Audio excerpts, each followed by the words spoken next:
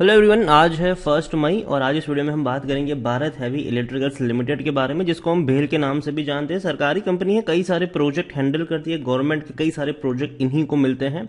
Video में discuss करेंगे कि भेल के शेयर में खरीदारी के मौके हैं कि नहीं, और अगर है तो किस लेवल पर है, कौन सा प्राइस खरीदारी के लिए सही रहेगा। तो वीडियो को शुरू करूँ उससे पहले अगर आपने अभी तक चैनल को सब्सक्राइब नहीं किया है तो प्लीज़ अभी इसे सब्सक्राइब कर लीजिए, क्योंकि आगे भी बहुत सारे वीडियोस हैं जो आपको काफ़ी ज़्यादा हेल्प करेंगे।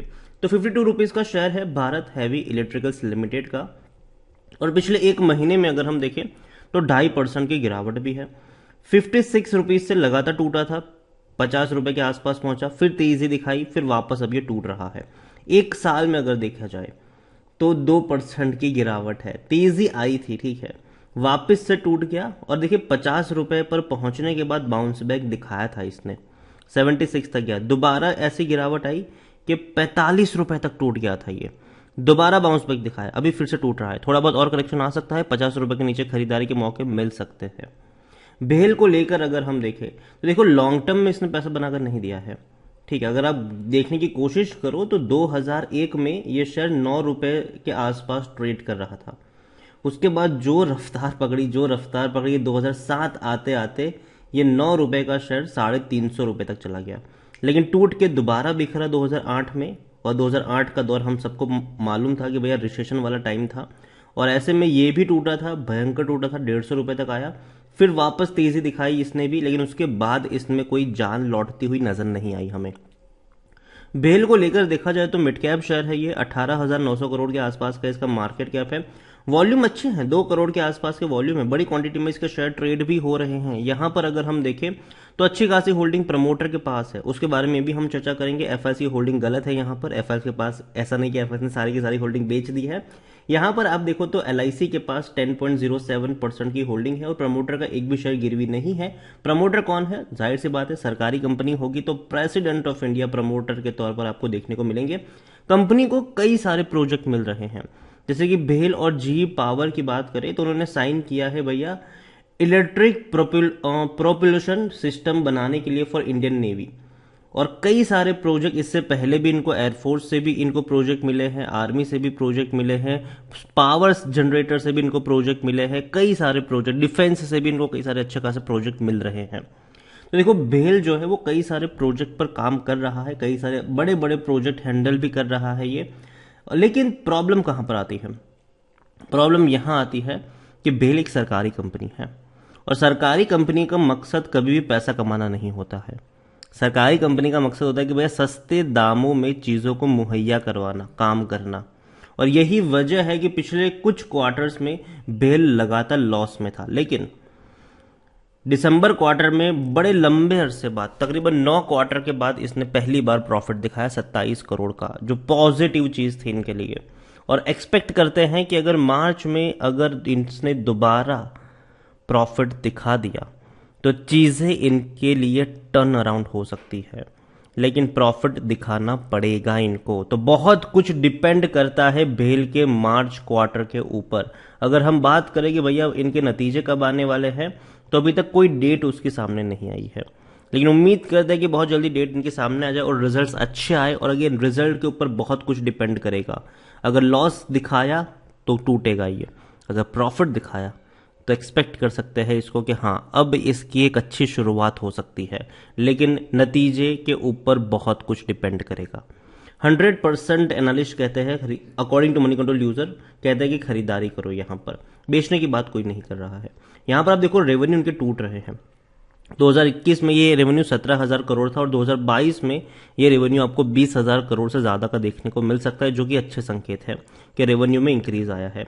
जहां तक बात है प्रॉफिट्स की, लगातार भारी भरकम लॉसेस झेल रही थी ये, लेकिन अब अभी भी देखो फाइनेंशियल ईयर 2022 में कंपनी जो है वो लॉस में ही रहेगी, क्योंकि पहला क्वार्टर लॉस में था, दूसरा क्वार्टर लॉस में था, तीसरे क्वार्टर में 27 करोड़ का प्रॉफिट कमाया इन लोगों ने, अभी चौथे क्वार्टर का रिजल्ट आया नहीं है।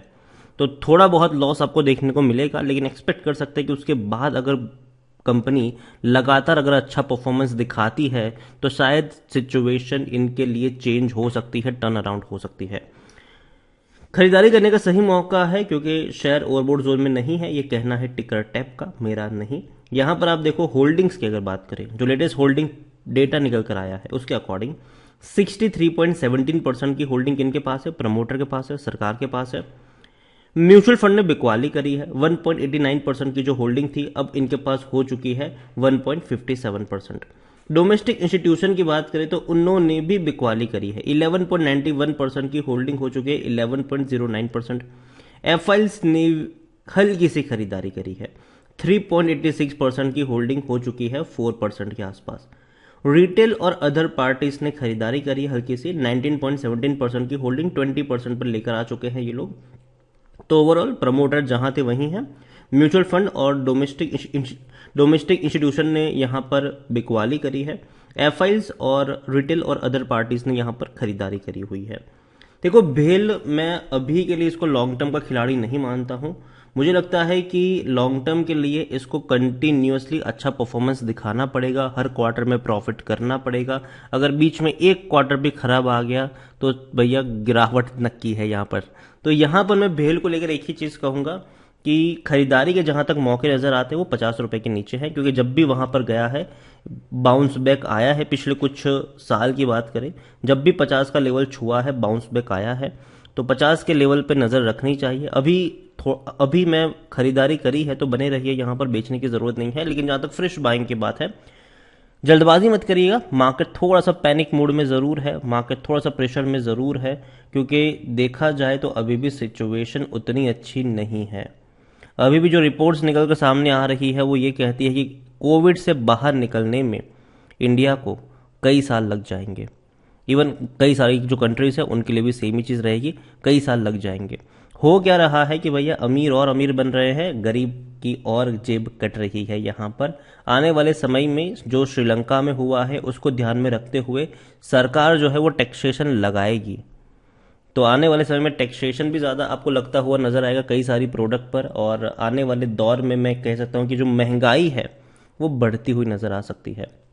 तो कई सारी ऐसे फैक्टर्स हैं जो मार्केट को शॉर्ट टर्म के लिए परेशान कर सकते हैं।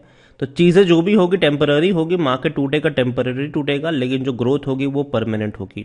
तो मार्केट की इस गिरावट में शॉपिंग करने के मौके गवाइएगा मत, अच्छी कंपनियों को चुनिए, बेहतर कंपनियों को चुनिए। जब लग रहा हो कि ये शेयर सस्ता हो चुका है तब ज़्यादा डरने की ज़रूरत नहीं है। अगर आपको उनके बिजनेस पर भरोसा है तो आप डेफिनेटली बाई कर सकते हैं वहाँ पर।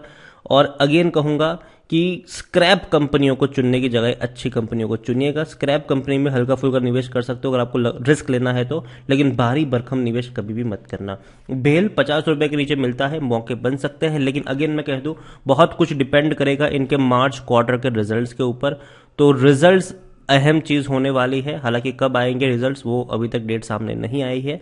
जैसे ही कुछ पता चलेगा डेफिनेटली मैं वीडियो बनाकर आपको अपडेट कर दूंगा। वीडियो को यहीं पे एंड करूंगा। पसंद आया हो तो लाइक करें, शेयर करें। चैनल पर अगर आप पहली बार आए हैं तो प्लीज सब्सक्राइब करें। और भारत हैवी इलेक्ट्रिकल्स लिमिटेड के बारे में आप क्या सोचते हैं वो भी आप मुझे कमेंट में लिखकर बता सकते हैं। Thank you.